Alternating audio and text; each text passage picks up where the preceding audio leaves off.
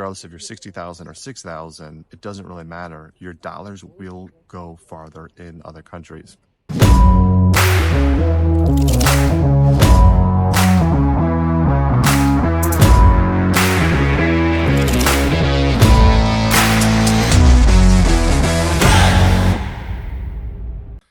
Today I want to talk to you about this idea of, we call it, arbitrage, or, I don't know, retirement arbitrage. We're just going to make up a name for it.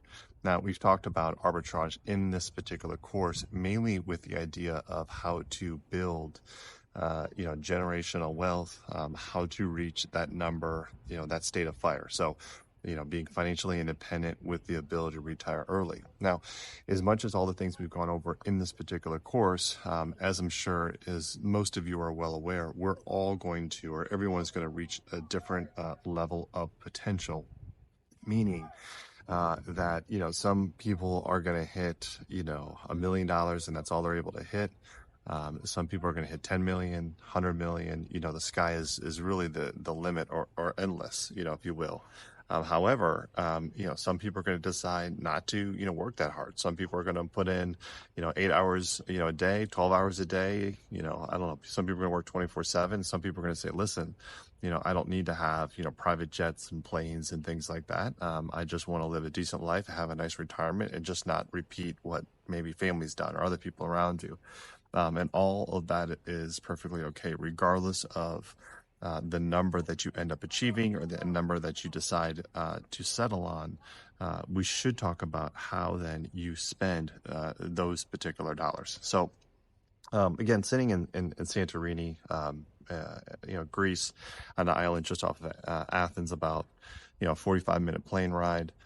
And I just want to remind, for those of you who haven't traveled, you should budget at least one trip, if not a year, at least one trip every 2 years. Doesn't have to be expensive, to another country to see how other people live. Now, yeah, sure, it's great to go and travel and go on vacation and see great places, but it's also about seeing or just getting your eyes open about the customs of other countries, being exposed to other things. Again, the larger your circle of influence, or the more purposeful your circle of influence, the more you're going to be affected. So every time I travel to another country, it just sort of recenters me as far as what's important, recenters me as far as work-life balance, recenters me as far as, while America's great and we have the ability to make tremendous amount of money, we are very individual and think very much for ourselves. And well, we won't get into that topic, but you should always be traveling other places.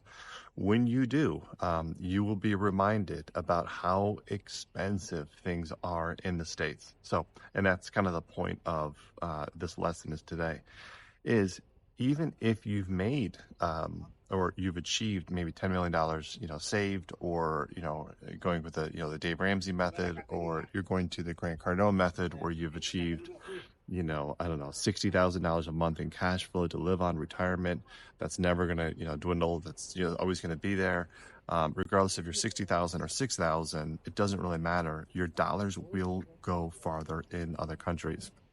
One of the ways that we spend sort of our retirement, and our funds are not in the States, to be honest with you. And I would actually say to you that a lot of people go and they try to save a bunch, because ultimately they want to sell their house, they want to downsize, and then they want to travel the world and see other places. Well, when you do so, you realize that $6,000 a month, be honest with you, is going to get you pretty far. Now, you're not going to get private helicopters, you're not going to be taking private jets from island to island. But you're going to be eating really great. You're going to be staying in some really, really nice places, and you can travel. So one of the things Claire and I are going to do, pretty large, extensive portfolio, obviously, in the States, but we are going to 100% sell probably at least half of those assets. And we will be purchasing places, and we've actually already begun this process, but we will be purchasing places around the country for us just to kind of, jump to spot. So we can go in and say buy a little, 1 bedroom, 1 bath, or 2-1 in Florence, Italy. We could buy something in Greece. We could buy something, Thailand, Bali is pretty cheap. Portugal, didn't love it, won't buy it there, but you could buy it there if that was your vibe.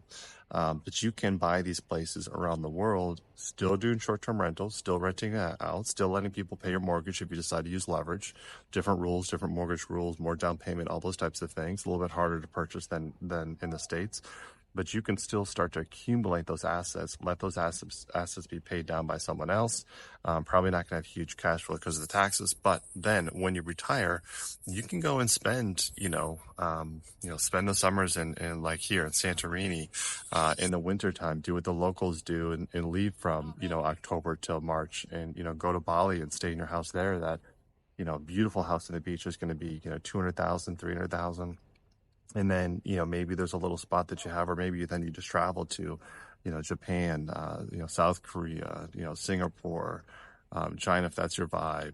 You can go to these places that, to be honest with you, it's very, very hard for you to even, crack maybe $100 at dinner, even with a family of five that we're traveling around with.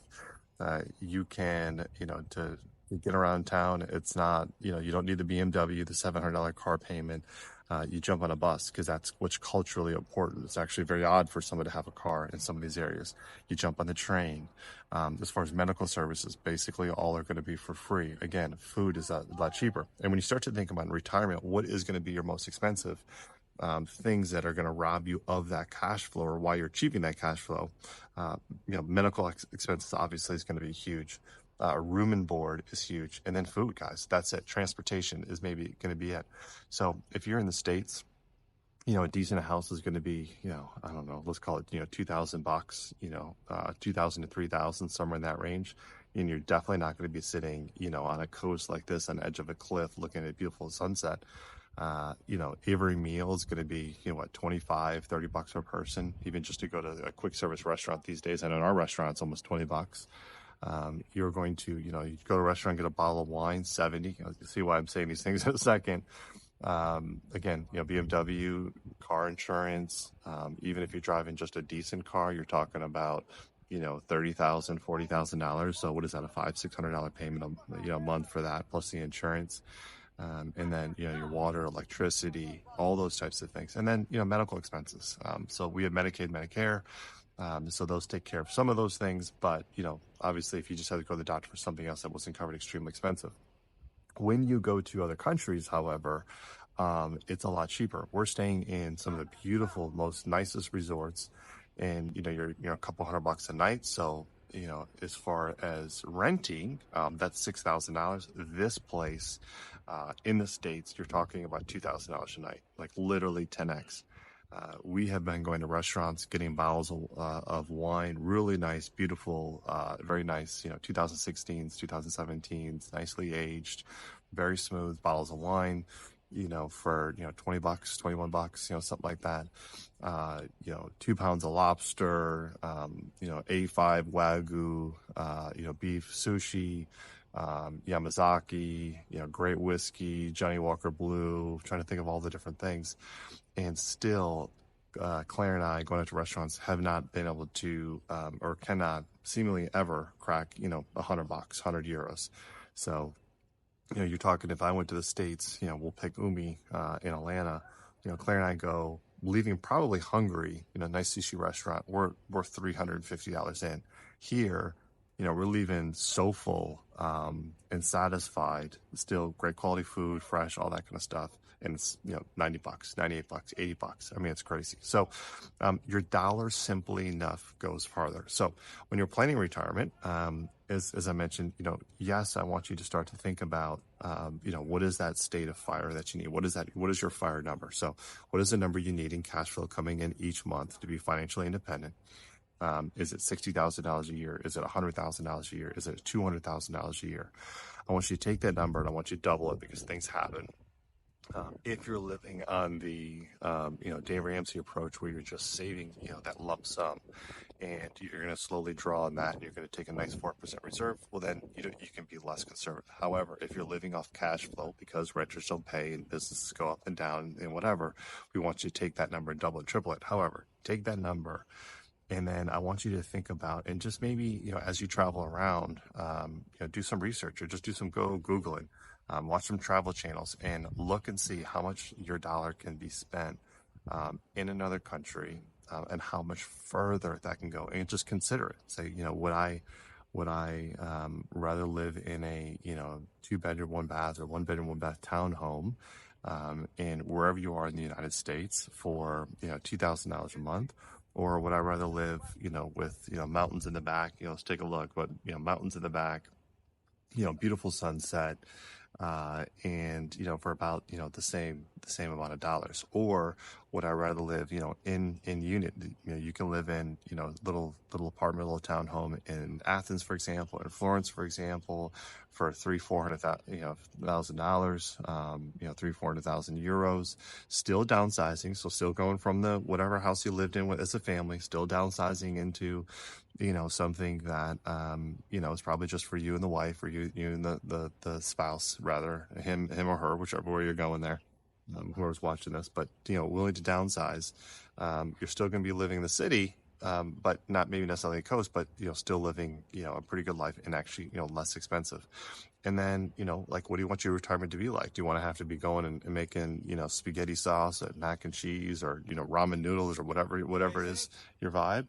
Do you want to be doing that? Or do you want to be,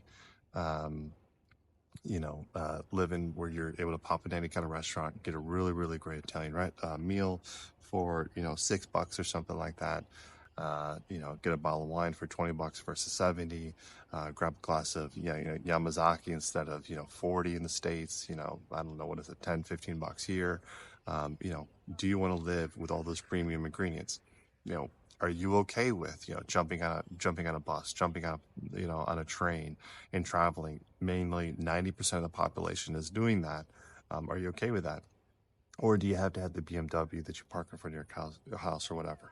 What I tell you is, if you travel the world, you don't need those things. And because it's actually kind of odd, or a norm, the way that we live in the States, the way that everyone needs to have branding, the way that everyone has to have a fancy car and a fancy house and all of that, it's not here. People here live luxury to live their life. So they spend money on experiences. Great food, get great restaurants, great experiences, great sunsets, all those types of things. That's what they're looking for. And so when you're in these cultures and you travel, some of those things are important to start to drop off, meaning some expenses that you think you might have later on your life, that aren't necessarily going to have. So for me, again, I know it's a kind of long-winded video here this morning. We've been out, going for about a week or so. And again, I know this is a little bit different of a video here, with me just kind of ranting and raving, but I do want to you to think about where you want to be. Open up your horizon. Don't just think about moving and downsizing in the States, and moving out a couple of acres and just kind of hanging out and having to live sort of a little lesser of a life. Think about living, an upscale life, even if you're on a limited budget. Living an upscale life, beautiful sunsets, beautiful, just everything top dollar, other places around the world.